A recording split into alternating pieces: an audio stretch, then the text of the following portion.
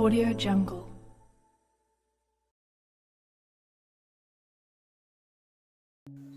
Struktur virus dan penjelasannya. Virus merupakan organisme mikroskopik super kecil yang tersebar di berbagai penjuru dunia. Meski begitu, virus juga tak ubahnya organisme lain, dapat berguna bagi manusia untuk melawan kanker misalnya. Virus juga dipakai sebagai bahan pembuatan insulin. Virus terdiri dari asam nukleat, DNA atau RNA, kapsid, amplop atau selubung virus. Tidak semua memiliki seludang ekor, lepek dasar, dan serabut ekor. Yang pertama, asam nukleat. Asam nukleat merupakan biopolimer dan monomer yang menyusun adalah nukleotida. Yang kedua, kapsid. Kapsid adalah kulit protein dari suatu virus. Kapsid umumnya membungkus bahan set genetik dari virus. Tiga, amplop atau selubung virus. Ini merupakan selubung lapisan terluar pada virus saat tahapan daur hidupnya berada pada sel inang. Yang keempat, lepek dasar. Lepek dasar berfungsi sebagai tempat melekatnya serabut ekor dan jarum penusuk. Yang terakhir, yang kelima, serabut ekor. Serabut ekor adalah bagian berupa jarum yang berfungsi untuk menempelkan tubuh virus pada sel inang. Penjelasan dan pengertian virus COVID-19. COVID-19 adalah penyakit menular yang disebabkan oleh jenis coronavirus yang baru ditemukan. Virus baru dari penyakit yang disebabkannya ini tidak dikenal sebelum mulainya wabah di Wuhan bulan Desember 2019. COVID-19 ini sekarang menjadi sebuah pandemi yang terjadi di banyak negara di seluruh dunia. Kasus COVID-19 di kota Wuhan, Provinsi Hubei, Provinsi Rakyat Tiongkok atau RRT, pertama kali dilaporkan pada tanggal 31 Desember 2019 oleh Kantor Perwakilan WHO Tiongkok. Peningkatan jumlah COVID-19 berlangsung signifikasi ke negara lain, sehingga sejak 11 Maret 2020 WHO telah menetapkan wabah COVID-19 sebagai pandemi global. Di sini saya akan menjelaskan penyebab-penyebab dari COVID-19 atau virus corona.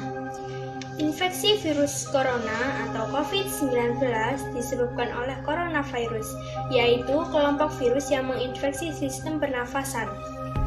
Pada sebagian kasus, virus corona hanya menyebabkan infeksi pernafasan ringan sampai sedang, seperti flu. Akan tetapi, virus ini juga bisa menyebabkan infeksi pernafasan berat seperti pneumonia.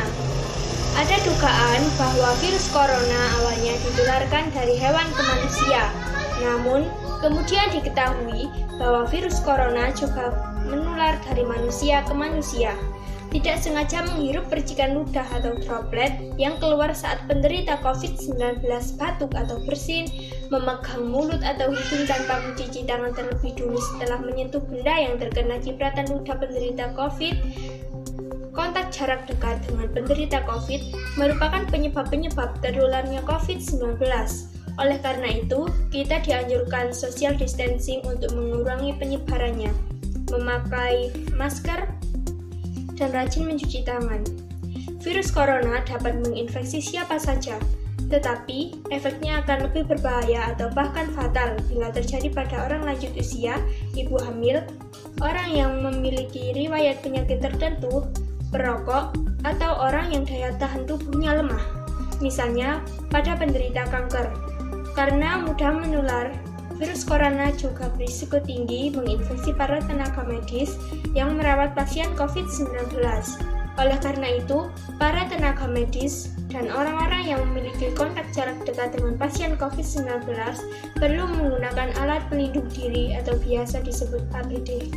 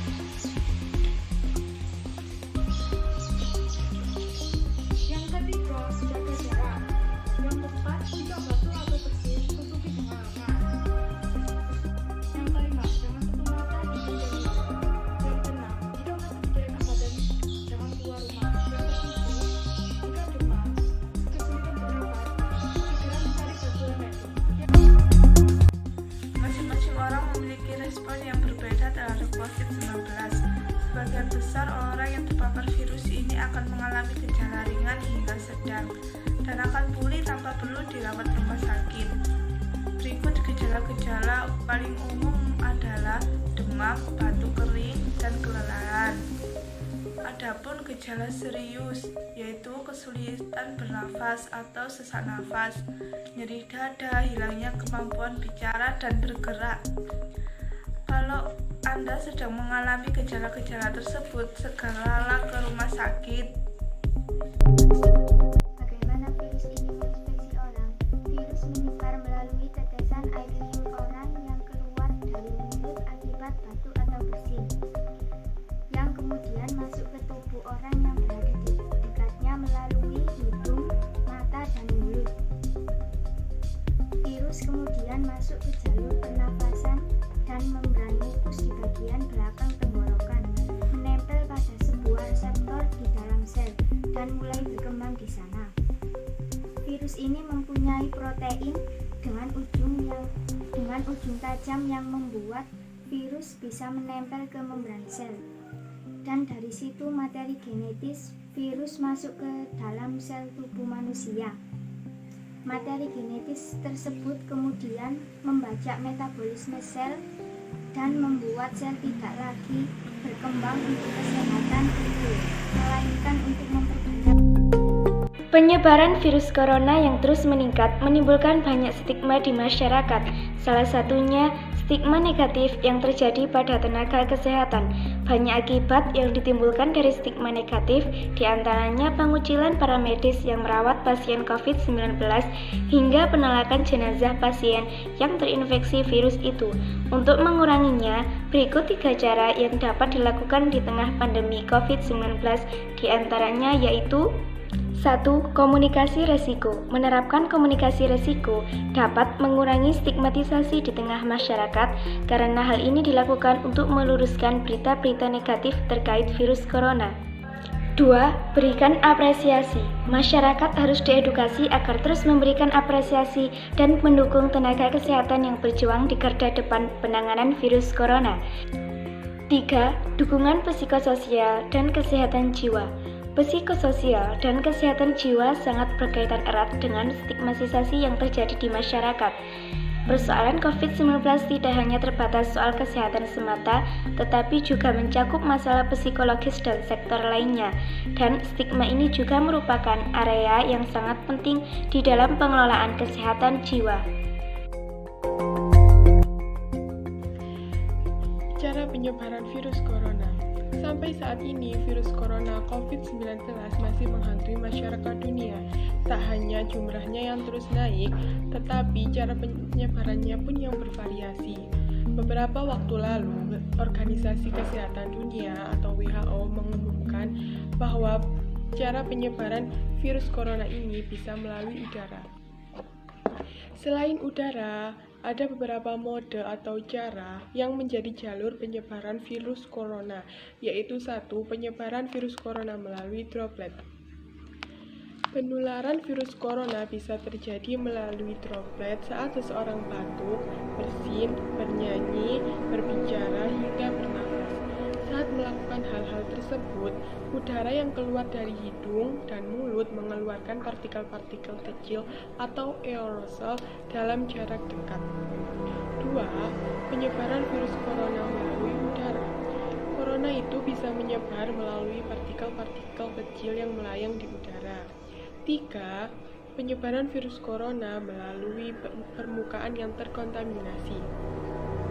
Cara penularan virus corona ini terjadi saat seseorang menyentuh permukaan yang mungkin telah terkontaminasi virus dari orang yang batuk atau bersin.